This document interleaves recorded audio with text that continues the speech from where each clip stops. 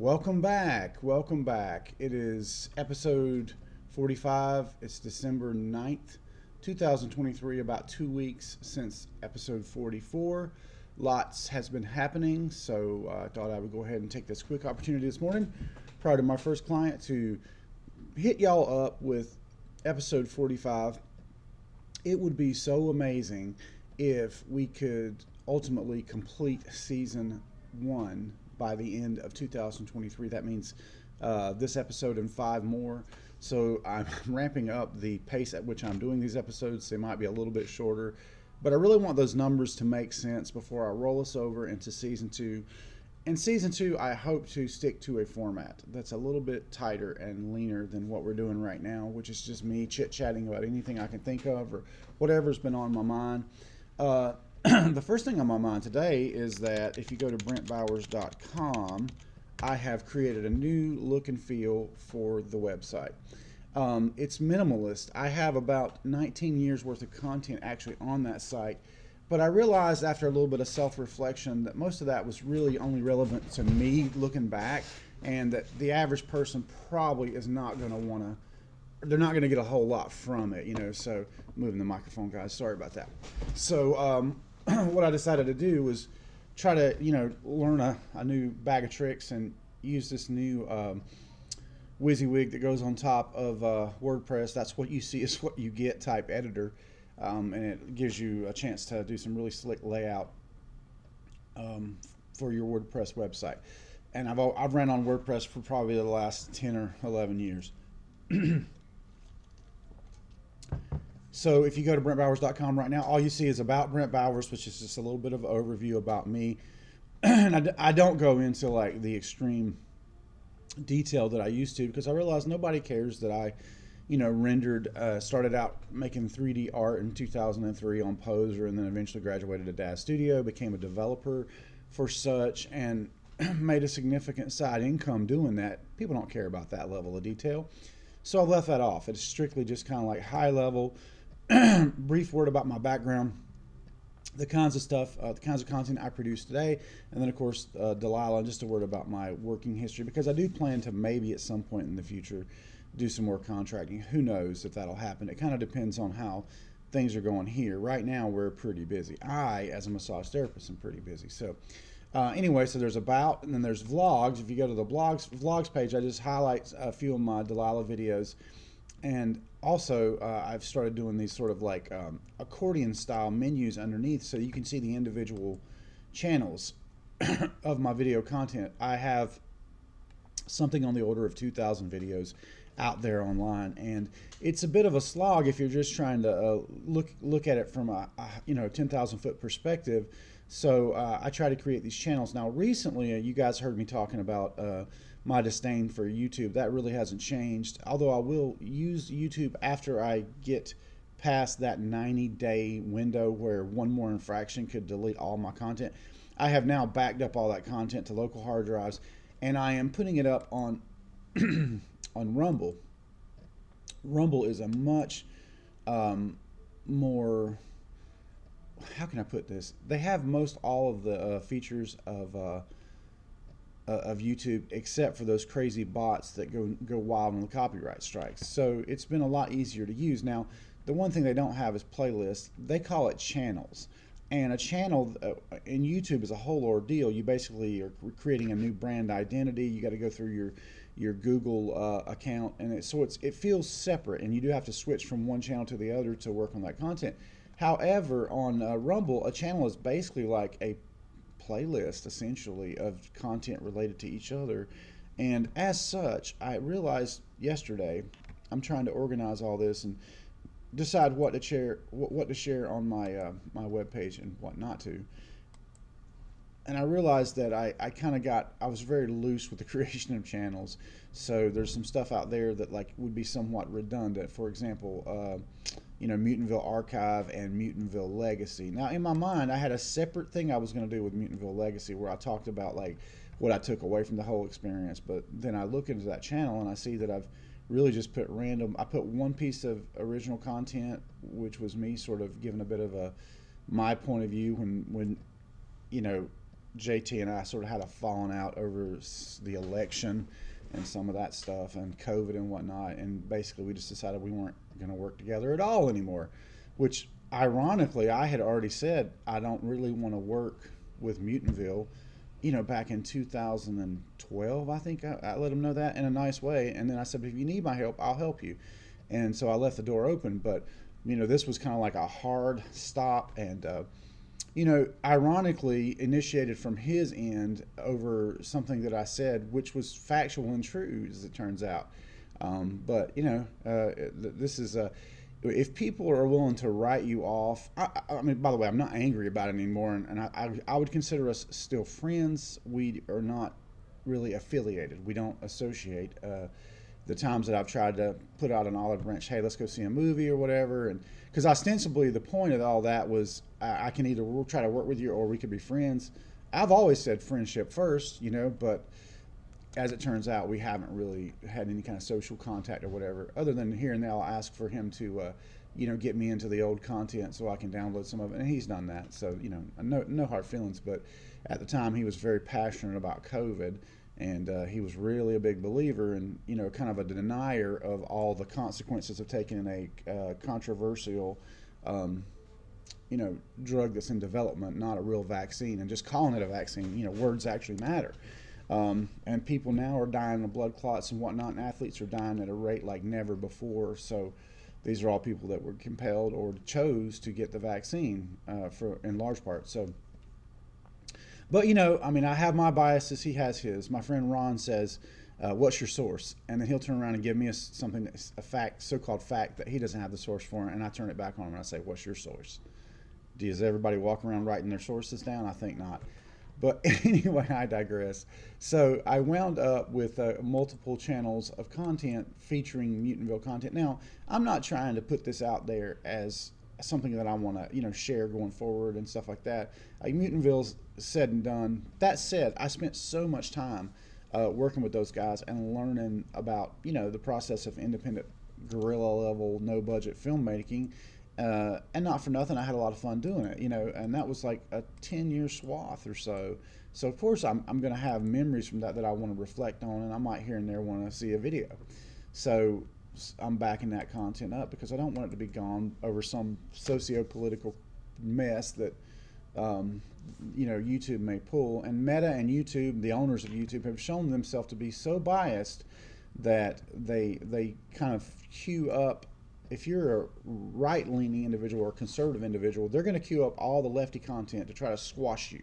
And somehow I know they don't do that to the other side, So, they're just going to try to change your position by continually, if you scream a lie long enough, people start to think it's the truth.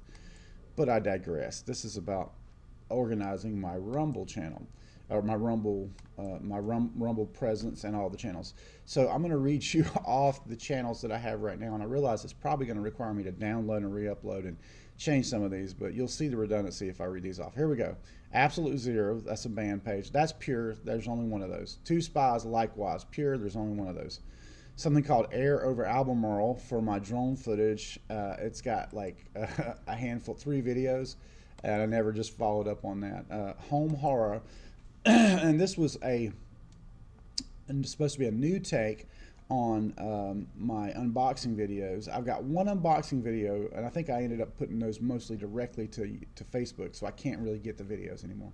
But I got one on there, and it's in front of my massive, VHS wall, and it was fun. But I don't know if that, I don't know if it's worth like making a show out of it. And then I start getting into my short films. I got 5 years that I did with Jason Wheely, wrote and directed that. I got, actually Jason wrote that. I directed, shot and directed, and edited. Slaying Digital Zombies, a shot from Zombie Hunter. Then I've got Vamp Narc, Attack of the Tau Mutants, which I've already worked on and uploaded a new version of in a different places. Zombie Killers, all short films. So you can see the content doesn't really stick to the theme, unfortunately. I got something called Family Time with like a zillion videos in it, but mostly beach trips for whatever reason. And I should call that one Family at the Beach, but then I have like an old Japan home video on there, so that should be its own channel. It's so funny. I got a old video clip of my son and our dog Pookie when he was really little. I got some of Summer letting Delilah play with my hand pan first time. A lot of Delilah playtime footage when she's like a year and a half old. Slow motion shots of my dogs. So it's interesting how I approach that. But going right on, so then we've got Brento fan films, Delilah TV, test films, Brent Bowers music, my shows, Legacy Works. How confusing is that? The Blind Eye Looks Within, that is on point. That's all my behind the scenes, and I'm eventually going to put the actual movie there too. There's like 12 parts and over 3 hours of behind the scenes for a 13, 14-minute short film. That's how your boy rolls. C for Chaos. I contemplated the idea of putting all the behind the scenes in one place, but I noticed I've only put 2 behind the scenes videos, no episodes there, so I don't know what the thought was with that. And then I've got Respawner, Albemarle Nutrition, MeWe Mondays, which was a brand for my vlog when I was going to break off from Facebook altogether. And that has, I think, 15 episodes before I rebranded and made a different name. Brento Vlog, it picks up in Brento Vlog after the name change, but I do still have what I think is actually episode 1 of the MeWe show. No, it's not. It's an old school vlog where I was on a green screen. Every time I go to record these, I get all choked up. Verklempt. Media Awesome, which was a little show I did up here. No videos found. I know those videos exist. I just don't have them uploaded here. I'll fix that. Client work. I guess some interviews and stuff I did for my friend and client. And Daz Studio Learning would be Daz Studio Tutorials. Japan Chronicles home video, but it's empty. I have the Japan videos in another location on here. Bowers Foreman, which you'd think would be all the Bowers Foreman stuff, but that's a murky line because, you know, Brent Bowers music is also involved with a lot of footage. But 2 pages of videos in that. I need to get all this stuff. I need to like really take stock and just get it down to like 4 or 5 channels is my point. 4K stock. Another Mutantville related one called Mutantville Archive, how to make digital comics. That's one video for a series I was hoping to do. Disciple 3D, again, that's actually live streams that I've done on Rumble. Rumble I find to be a lot nicer to work with for live streams than YouTube was. Making of the Other Side, that's a Jerry Keys film that I did the behind the scenes on. C for Chaos HD. Okay, so this is the first episode of C for Chaos. I actually up-resed it to high definition and just as a test because that technology was out. But then I realized that it kept it in the box format, so it wasn't worth doing. So I kind of abandoned that. I think to really do that right, I would have to up-res it and recrop it to make it look. And I just don't know if that would, be worth the trouble because it's computer intensive, so to speak. Delilah TV 2023. So what I'm going to do for Delilah TV is there's going to be a Delilah TV for each year because it gets crazy numbers of videos. Dramatic Sky Productions, that's my new production name. That's the first short film that I've created in recent times, and it's just something for the Bait and Boo Fest that I did with Tommy Allen Taylor. That's the only thing that's there now. I do have some behind the scenes that probably should go there.